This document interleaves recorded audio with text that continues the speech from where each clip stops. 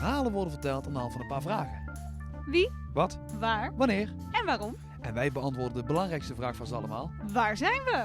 Oh Nou. nee, whisky. Whisky, inderdaad. Maar waar zijn we is ook een goede vraag. Ja. Als je achter ons kijkt, zie je een hele leuke poort. En een jaar geleden zijn we begonnen, of ja, ruim een jaar ondertussen al, Ruim een jaar. met de eerste aflevering van de podcast. En daar hebben we een trailer voor opgenomen. En voor de mensen die heel goed opletten, Heel goed. dit is de plek. Echte spoorzoekers. De echte spoorzoekers, die zullen Ja. zien dat achter ons hier, dit is de plek waar Lucia in haar Jaguar instapte. Met privéchauffeur natuurlijk. Mijn Jaguar. Ja, klinkt leuk. Hoor mij nou.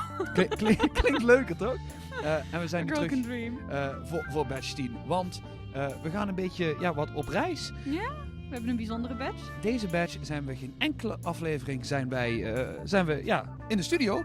De eerste aflevering, ja, dat is een hele leuke. Ik zit namelijk met Tom van Claxton's Whisky zit ik aan tafel. Super excited, want dit is de eerste keer dat wij praten met iemand die een onafhankelijke bottelaar is. We hebben het er wel eens over gehad. Ja, heel vaak zelfs. Maar dit is de eerste keer dat we echt voor onze podcast praten met iemand die een onafhankelijke bottelaar is. En met we bedoelen we natuurlijk Max, want ik moest werken. Sorry. Eh, Sorry. En ik zat in jij was Groningen. lekker in Groningen. Ja, bij Whisky Heerlijk. Festival Noord Nederland. En dat is dus waar deze eerste aflevering opgenomen is. Mhm. Wij wensen jullie heel veel plezier met deze bijzondere aflevering. En dan gaan wij even kijken of we ergens de Jaguar van Lucia nog kunnen vinden. Niet ervan. We are sitting here at Whisky Festival Noord Netherlands with Tom. Hello, sir. How are you? I'm very well, thank you. Yeah, not bad, not bad. How are you? I'm doing fine. We're surrounded by whiskey, so it's always a good start. But Absolutely. tell me, like, I've had the opportunity to meet you, but for the people at home who don't know you, who are you and where do you actually work? Because that's a quite interesting story, right? Well, I hope so. That depends on your own judgment. But yeah, no. My name's Tom Roskams. I work for Claxton's. We're an independent bottler based in the Lowlands, just north of Dumfries, where we have all our maturation warehouses and all of our bottling work goes on. And yeah, we are essentially a producer of quite a wide range of different ranges. We have a few examples up front here. And, for us, I guess, we come from a background of whiskey enthusiasm. Passionate about whiskey, always have been. Our families have always been whiskey collectors, cask collectors. Okay. And, Claxton's ultimately emerged from that passion to collect whiskey. And how long have you been working with this passion? Well, dedication to whiskey is a lifelong yeah. thing, I guess. But no, as a business, eventually we decided once we'd collected enough whiskey that we should take the steps forward to set up as an independent bottler. For me, that journey started slightly more recently, but originally Claxton's was founded about 10 years ago. Okay. And we've been bottling for about 7 years now, 6 or 7 years. 7 years. We're going to talk about all the different ranges and all the different flavors, but I don't like talking about whiskey without anything to drink. Sounds good to me. We got a nice bottle, and you can tell me a little bit about it, and then we dive into what it is to be an independent bottler, because some people might know or some people might have heard of it, but I want to hear the ins and outs. But what are we drinking here? So we're looking at a 12-year-old Tormore here, which is in the Speyside region. And it's part of our exploration series. Okay. So the exploration series is really designed to help people do exactly that, explore new whiskies. And that's all done really at a sort of accessible price point. So we bottle everything at 50%, still high strength. Yes. Perhaps not always cask strength, but very high strength. Okay. And we work with a wide range of different cask types. Okay. So this particular Tormore is in a bourbon barrel. Okay. But we also work with, obviously, Oloroso, PX, rum casks, brandy casks, red wine casks, and also a huge diversity of different cask sizes as well. So right from your sort of blood tub and octave sizes up to, your classic puncheons and sherry butts and everything in between. So something that I have seen quite often within the exploration story, like quarter casks. Yep. But maybe we're going from all the way, but just I will ask you to pour us a glass. Let's pour a dram. Because Indeed. this is always why I like to ask Yorkshiremen to pour me a dram. Lunch. Oh, it smells surprisingly for like 50%. I wouldn't have guessed it. Quite floral, I think. Grassy. Yeah. Lots of apples. But it's from the Tormore distillery. Exactly. I never heard about this distillery. Is it something that you do often, putting like maybe lesser known distilleries or distilleries that often get lost in blends? Do you also bottle those? Or are you going for the big names? It's an absolute mix. And our goal is to bottle the widest diversity that we can. And particularly the Exploration Series, it's an opportunity for people, including ourselves, to try whiskey from different distilleries with interesting profiles that they may not have tried before. So, of course we bottle your sort of well-known distilleries and really strong brands out in the industry, but, lesser-known distilleries as well and brands as well. So Tullamore is an example, or Dalrymple's, different lesser-known distilleries are certainly part of our goal. Yeah. But talk me through it, like independent bottler, what does that mean?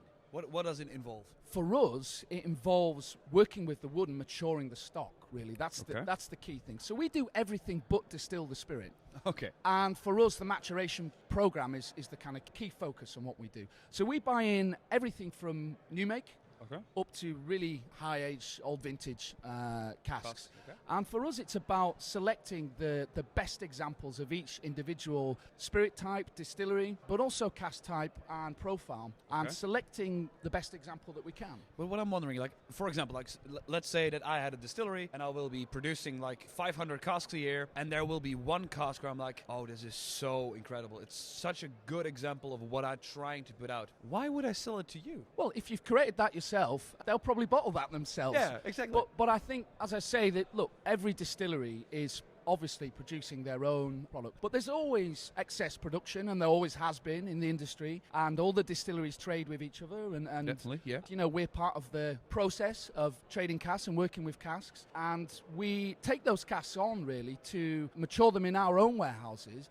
and take them in the direction that we want to take that spirit in. Okay, so it's you actually put hands on, and you actually work with the spirit. So it's not only not buying only a cask and just putting it in a bottle and... Absolutely not. Okay. Absolutely not. And how do you make these decisions? Because like I can imagine, like you can say it's gut feeling. Well, wouldn't it be brilliant if there was a sort of mathematical logarithm to these things? But no, such a thing doesn't exist. It's a team consensus. Everyone contributes in our team. The warehouse manager Martin Burnett, my partner Adrian Hoos, all of the warehousing staff, the bottling team. They all contribute to the selection process essentially to add their little bit of expertise and philosophy and their own ideas and input to make sure that we get, a supportive consensus on so these before things. this actually the liquid hits the bottle, how many people have been given notes or have been giving their advice? Like how many people are hands-on working with this? I would say the vast majority of our team. We're not a big team. Don't get me okay, wrong. okay. We're I don't know. We're sort of between 12 and 15 people. So we're quite a small team still, but we all get involved. And the guys who are working with the casks on a daily basis are the ones who really kind of keep an eye on the stock and make sure that they get the fantastic job, more than I do, of sampling. Quality checking, quality control is an essential part of the process, and what's not to love, on quality control, and it's absolutely essential. Yeah. To be honest, this is something you might gonna bust, but I've heard rumors about your warehouse, about like on the roofs. No, snipers, and gun turrets, 360-degree surveillance. Yeah.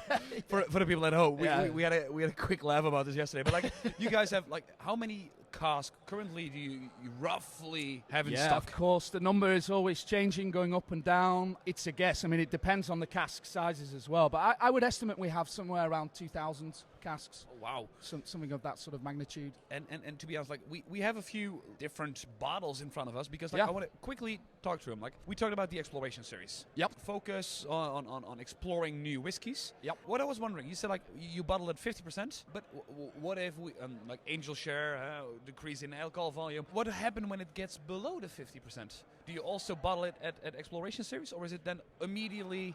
These are a few examples of the brands that we work with. So we have other Claxton's brands in our range. Okay. If we're bottling at pure cask strength, typically an older age statement, but not always. We often end up bottling in the Warehouse Number 1 series. Okay. So these are our decanter range, kind of our flagship range, really. It's a beautiful bottle. Thank you. It's such, but to be honest, like putting this on a shelf, it's just magnificent to look at. It's beautiful. That's appreciated. We think they stand out. Yeah, they're quite a statement piece. They're not perhaps in keeping with the sort of more traditional bottle style, but we've never been ones to sort of conform to exactly how things were done necessarily. Okay. So we like to be a little bit different and perhaps make a bit of a statement, but also we stand out and it's a talking point, and that's a good thing.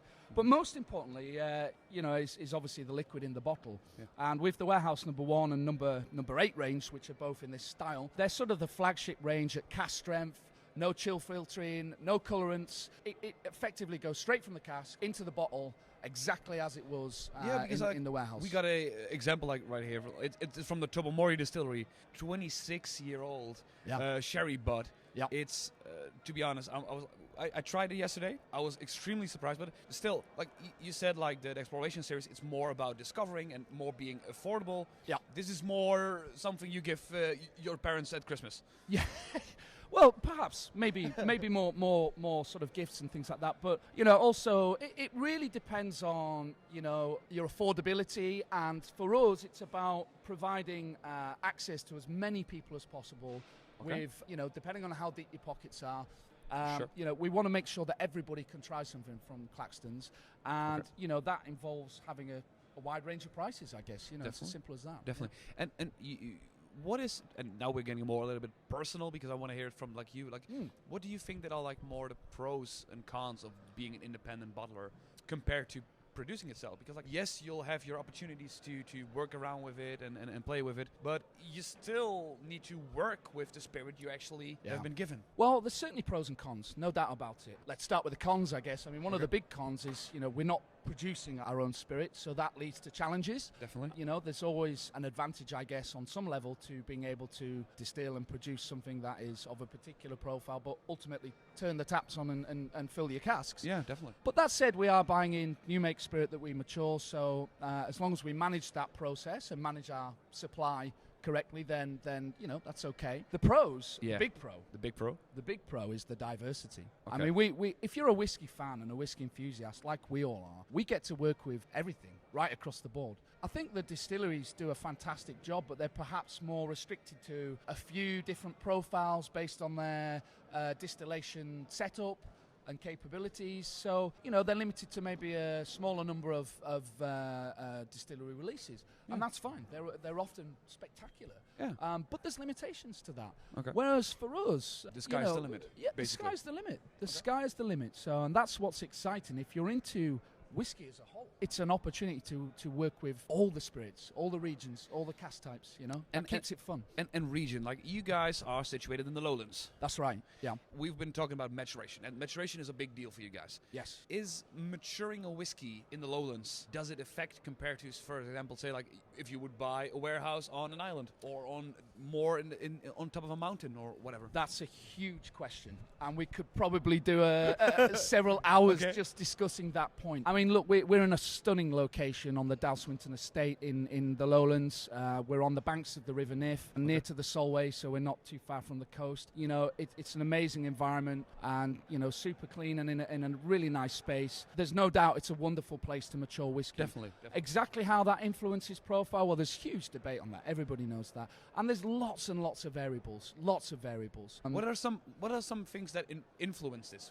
I want to get into the nitty-gritty. Yeah, let's get into some nitty-gritty. So certainly temperature is a big thing, and temperature fluctuation will have a big effect. Humidity levels as well, that will affect whether you see more angel share of perhaps the water as opposed to the alcohol content, so that will affect ABV strength. The type of warehouse is a big thing. So we have several different warehouses. We have your sort of traditional style dunnage, stone, earthen floor warehouses. Just really quickly, for people who might not know or might not have visited a dunnage warehouse, what is a dunnage warehouse? So a dunnage is typically a very low-lying sort of stone structure that regulates temperature. So you see a lot less temperature fluctuation. It's more consistent. Consistent. And then we have sort of old grain stores on site with racking systems. Okay, yeah. And then we also have more modern warehousing as well. Okay. So I think that provides us with a kind of interesting niche in the sense that we can move stock between those different warehouses and different conditions. So if you've got a less active cask, for example, you might think, well, we need to inject a bit of life into this cask. Yeah. So you might move it into the sort of more modern space to kind of experience a bit more temperature movement. It's still Scotland. We're not talking about maturing in India or Australia. Israel or whatever. But, you might inject a bit more life because of the fluctuation. Okay. Whereas, you you might have an older vintage, it's lower in ABV, you're looking at a longer maturation program for a certain type of Then spirit. you'll put it in a dunnage warehouse. And you'll be back into the let it dunnage, and it'll be slowly- much slower, more gradual. So you can kind of influence how the cask matures over a different time period. Is it for me wrong to say that you can, by choosing a warehouse, you can choose what you want to do with the spirits? Like if you like, I can imagine if you say like, okay, we got a Linkwood on Oloroso quarter casks. If you put something on an Oloroso quarter cask, I can imagine you say like, we want to give it a whack ton of flavors. Yeah, I mean, look, you can never guarantee the outcome, ever. Okay. And there is the wonderful world of whiskey. You know, that's impossible. But of course you can influence. And you can use experience and expertise to guide the process. I think the key for us is we always ensure we've got access to all of our casks. So we're not kind of, stacking huge volumes of casks on top of each other, not able to access them. Yeah. All of our individual casks in our warehouse, they're all accessible individually. Okay. So we can check them all the time at any point in time. Okay. And that's really key for us, because if you're trying to sort of guide the cask in the right direction, you have to be able to, monitor and manage that process, really. So I don't know if that's an ambiguous answer to your question, no. but certainly you can guide. And certainly you have experience and, a track record and some, you get a feel for what spirit types will work with different casks and what might be a little bit, let's say, adventurous or a little bit risky. Yeah. But you can never guarantee the outcome, and that's kind of the fun. That's what keeps us on our toes, I guess, I heard once somebody who's more into the blending side of things, less to the maturing side, saying like making a whiskey, like putting together something for in a bottle, it's part science and part magic. Yeah. And he said it's closer to magic than to science because there's so much thing we don't know. Yeah. Is it true for you? Is it like sometimes that something completely surprised you, that it totally went the other way? Or is it that you say like, we currently are at a point where we know what our warehouses do, what our casks do, what we can expect, and is it more to the science, or is it still big onto the magic? Great question. Yeah, sure. I mean, there are certain parts of any company process, if you like, if you want to get a bit more sort of process driven, that you can kind of control, of course. Okay. But, we have a blending lab on site as well, where we do much more controlled sort of testing and all sorts of things like that. But, I'm well and truly in the camp of it's more magic than science.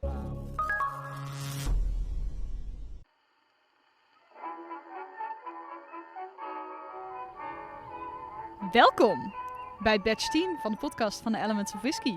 Mijn naam is Lucia, zoals jullie allemaal al weten. En voor deze batch heeft Max voor jullie iets heel speciaals gemaakt. Hij heeft namelijk een klein telefoonmysterie opgezet. Nou, wat betekent dat? Hij heeft iemand uitgekozen, gerelateerd aan whisky. Iemand die echt bestaat of heeft bestaan. En hij heeft voor elke aflevering een telefoongesprek tussen deze persoon en iemand uit zijn leven opgezet. Nu is het aan jullie om ervoor te zorgen dat je erachter komt wie deze persoon nou is. Dus wie wordt gespeeld door Max in dit geval? Nou, belangrijk om te weten. Het is uiteraard mogelijk, omdat we het over iemand hebben die bestaat of heeft bestaan, dat er nog geen telefoons waren in die tijd. Trek je daar niet te veel van aan. Wat ook heel belangrijk is dat er mogelijk kleine discrepanties in de tijdlijn zijn met betrekking tot de personen met wie hij belt. Dat is belangrijk voor jullie om de hints te achterhalen. Tot slot, voor iedereen die op school geleerd heeft dat je Wikipedia nooit mag gebruiken bij je werkstukken, hierbij gaat het je wel degelijk helpen. Dus puzzel jij alle hints bij elkaar en kom jij er als eerste achter wie het geheimzinnige personage is dat gespeeld wordt door Max in deze telefoongesprekken, dan win jij een mooie fles whisky. Als aandenken of als trofee voor je overwinning. Succes!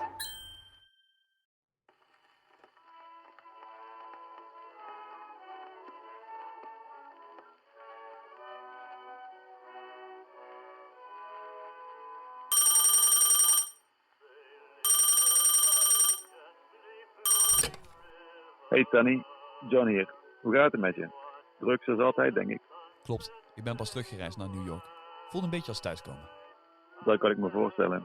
Ga je je oude man binnenkort nog eens opzoeken? Ik hoop het wel. Even iets anders. Ik heb eindelijk de tijd gevonden voor je laatste werk. Ik heb echt van genoten, Sonny. Je hebt het altijd op je eigen manier gedaan, hè? Bedankt, John. Ik moet verder. Er komt iemand binnengelopen. Kan ik je vanavond terugbellen? Ik maak altijd tijd voor je. Tot snel. Dankjewel. Tot snel.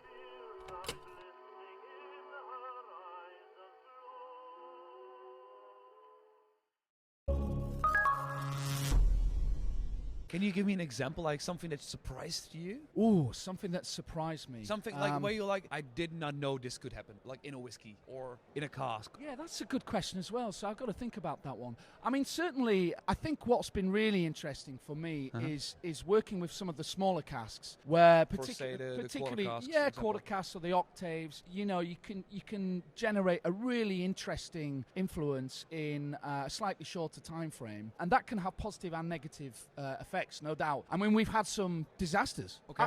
Absolutely. You know, and I won't name names because it's not fair on the original distillers, but we've definitely had some disasters. And you have to be frank about that and say, well, that's a test gone wrong, and we're not happy to bottle that. But, you know, unless you experiment a little bit, you're never going to find those little pearls, those little gems. So it's like, for example, something that went like too much wood or too much... Overly wooded, Okay. overly influenced, the spirit-wood ratio was too high and left for too long. Or, you know, of course, casks can sour, or they go in a direction that you don't expect. So, you know, the finished profile might end up with certain characteristics that you just weren't expecting. You know, or you can over-influence. Definitely what you don't want to do, in our view, is sort of mask the original spirit that you were working with. You want to retain some of those The character of the key distillery. characters. Yeah, absolutely. You know, that's really important, I think. So it's about balance. But no doubt we've had some successes and failures. With time, we hope a lot more Successes than failures. Okay. Yeah, I mean, the key thing for us is nothing goes into the bottle unless we're you know, 100% Absolutely. happy. Yeah. There's one more bottle here on my side. It's from Girvan. Yes. It is it's a grain whiskey. Yeah. More particular, it's a lowland distillery. Yeah. And something that I heard from you, like you want to put lowlands back on the map. 100%. And to be honest, like, talk me through, like, why? Like, we got so much distilleries going on. Why do people need to know more about lowlands? I think the lowlands has been undervalued for a long, long time, and perhaps it doesn't have the sort of the aesthetics of, you know, Islay or the Highlands or Speyside. So, but actually, the lowlands has been a powerhouse for the whiskey industry for many, many years. I think maybe it's been treated more as the sort of industrial backbone of the industry, if we're frank. And But because there are a lot of grain distilleries there. There are, and grains obviously form a large component of blends, and blends is still your biggest constituent of the overall industry. But Maybe you know, we as like, we really love whiskey and we go more to the single, even to the single malt, single casks. But I think like the biggest portion is still like blended Scotch. and grain as well. I mean, I think a single grain is not given the justice it deserves. Okay. I mean, don't get me wrong. I think you know, typically single grains are more robust distillates and distillation processes, and you know, typically they require a longer maturation period. But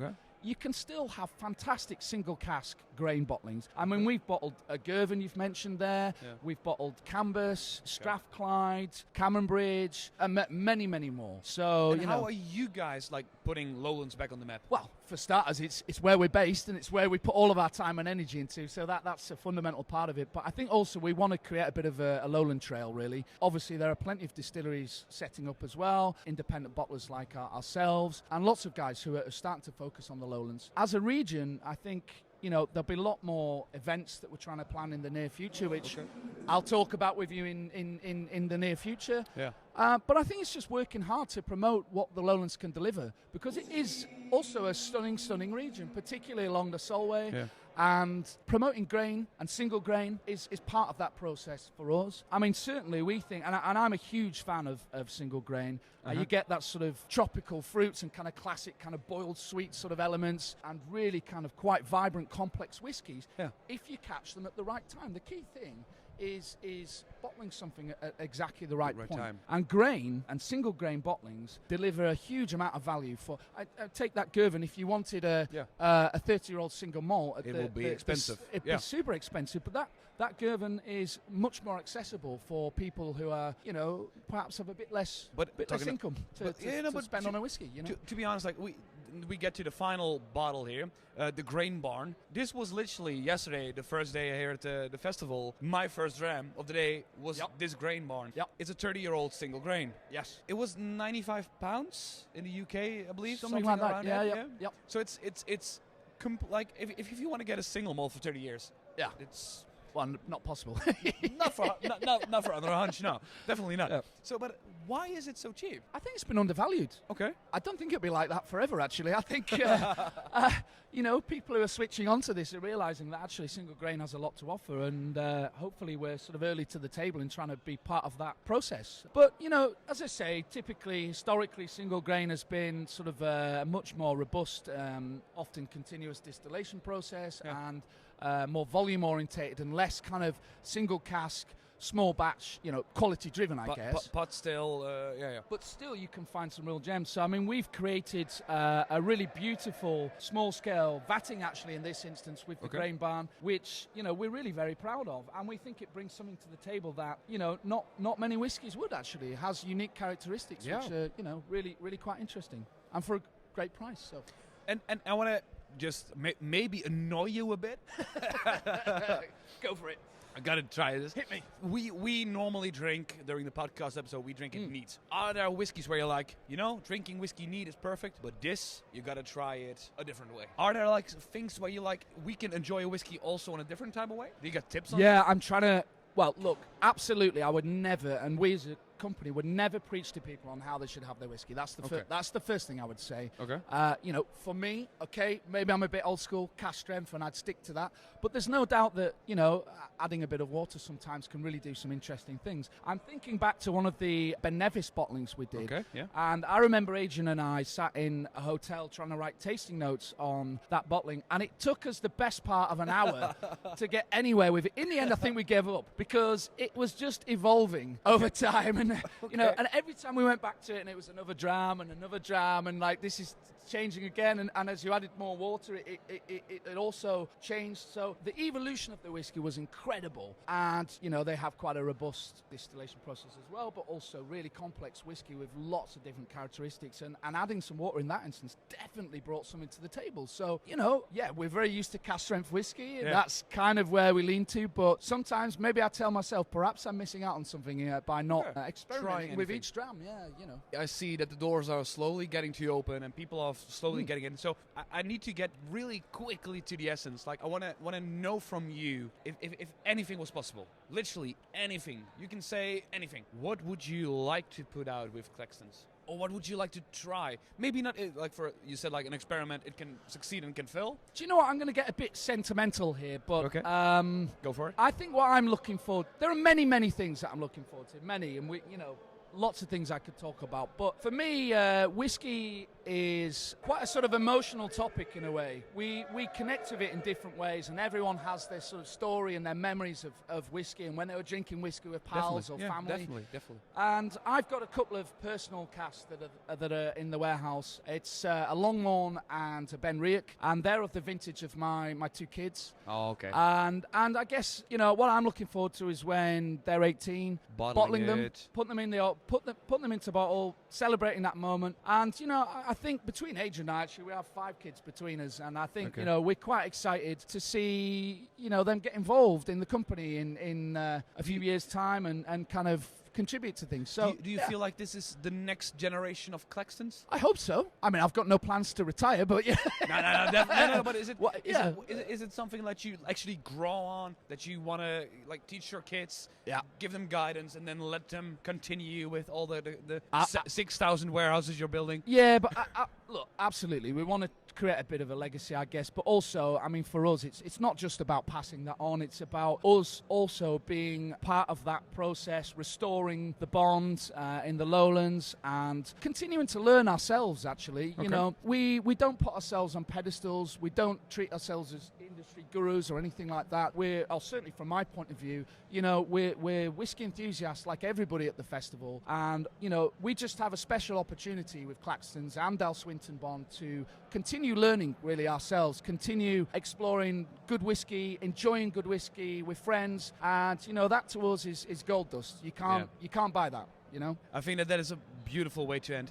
there were so many things that we didn't talk about. We're not talked about the gold coins. We're not talked about all the ins and outs. But I think that with this last way, you described it perfectly. For everyone at home who is listening to this, where can they find you? Like, where can they contact you on social medias? Yeah, we're in on all the social media channels, so Facebook obviously, and Instagram, and obviously the As website. Claxtons, yeah. Absolutely, and if you're in the Netherlands, in Holland, our importer is High Spirits, so if you're interested in what we do or interested in some of our bottlings, please get in touch with the guys at High Spirits, Ihab and Jesse and Frans and Hans. Great guys. Really fantastic to work with them, so we really appreciate you guys getting in touch, talking to us, telling us about Claxtons, telling us about what you enjoy. So, and I think the one thing I'd like to say is just thank you, essentially. Thank you to you and thank you to all our followers. For us, we're a small family business, so every bottle that we sell actually counts, and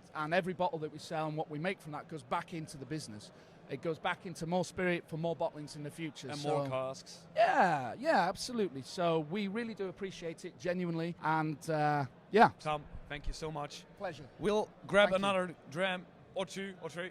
We'll see what happens. And to everyone at home, thank you so much for listening and watching this episode. See you on the next one. This was the first episode here from Whisky Festival Noord Nederland. There are 2 more to come, so keep an eye out.